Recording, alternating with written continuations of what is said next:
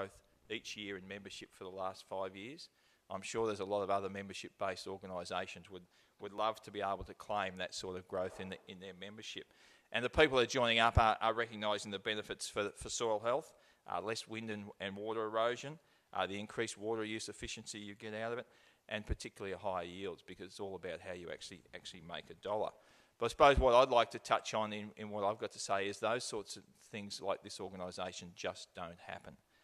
There are innovators 20 years ago who started to do this particular work, enthusiastic group of farmers that have spent that time. And if you actually think back, for those that have come into it lately, with the machinery you've now got, with the chemicals you've now got, with the varieties you've now got, you might think you've got some challenges now, but cast your mind probably back to 20 years when people started out down this path. They did not have the technology that you've got now, and they were obviously very enthusiastic about it, and they have stood the road in actually persevering probably when things were difficult years ago, and probably their neighbours who were conventionally farming were scratching their head wondering what they were doing. And I think the motto that the Victorian No-Till Farmers Association have of farmers helping farmers is actually a good one. We shouldn't be too precious about sharing our knowledge with other people, because we're all in this great big family of food producers together, and we need to make sure we spread the word. So something like over 500 members now, and a million hectares of no-till farm cropping in Victoria, which is quite substantial. And following on from what Evan said, the membership base, 65% of the members of the organisation are aged between 26 and 55. So it is the younger people in general who are the innovators. People get more conservative as they get older quite often. One of the things I think is a lot of people haven't recognised with the recent drought we've had is that we did not have the dust storms of the 30s and 40s. We did not have the blackout days that our forefathers talked about. And a lot of that goes back to the credit of the organisation here and the way people are actually farming the land now. That we went through probably a worse drought in the 30s and the 40s, and we did not have those major dust storms of that time, or even that famous photo of the dust storm from the early 80s where it was on the front page of the Herald Sun, where all the big dust cloud was rolling into Melbourne, and people wondered what was going on with that particular dust cloud. We did not see that at all through the recent drought, and that is a credit to the changed farming practices. The one difference that I think we did have an advantage on compared particularly to the 30s and 40s, we didn't have the rabbit numbers they had back then. It would have been challenging if we had the rabbit numbers they did then, but again, that's a credit to the work that people have put in keeping their rabbits under control.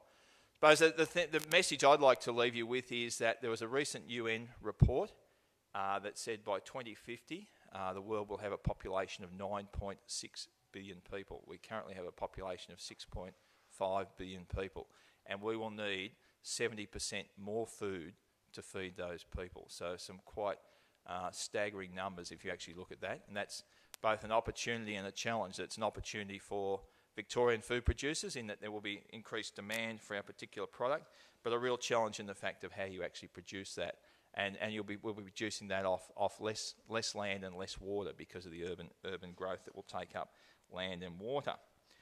In the last Parliament, I was a member of the Environment and Natural Resources Committee of the Parliament, and we did an inquiry into soil sequestration of carbon.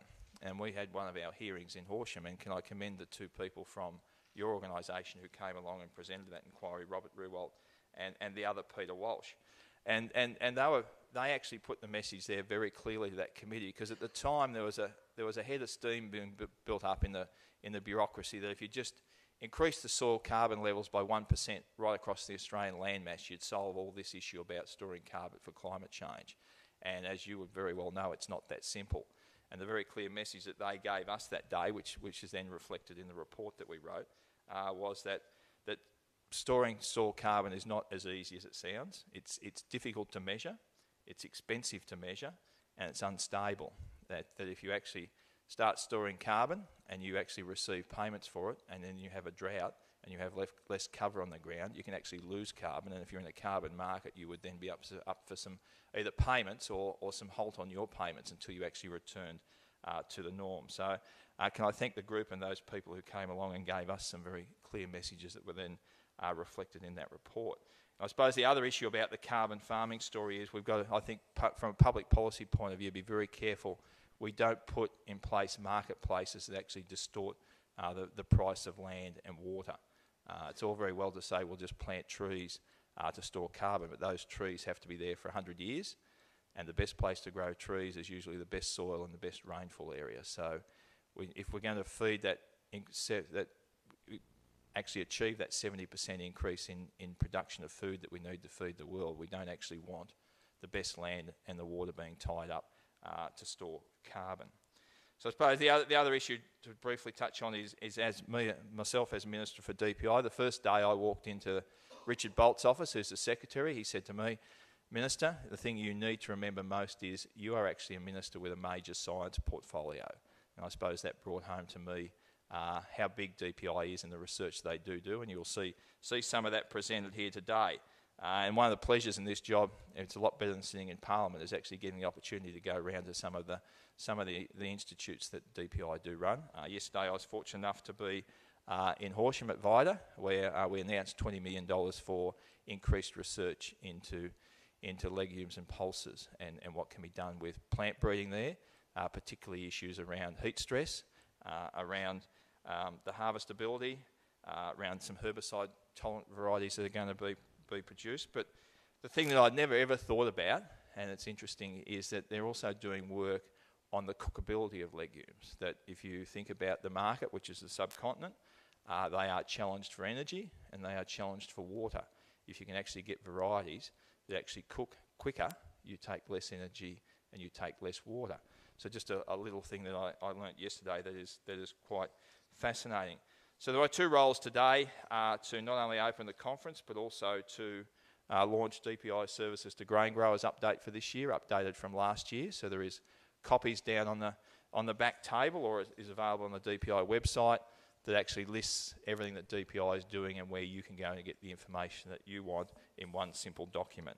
So that is launched. Can I also have the pleasure of officially opening this conference and wish you well with your deliberations. I'm sure you'll learn a lot during the day, and I'm sure there'll be some great networking and discussions going on at dinner tonight. And when the truth serum's flowing about 10 o'clock, just don't believe the stories you're told. Next morning they'll be very different. Thank you, and I officially declare it open.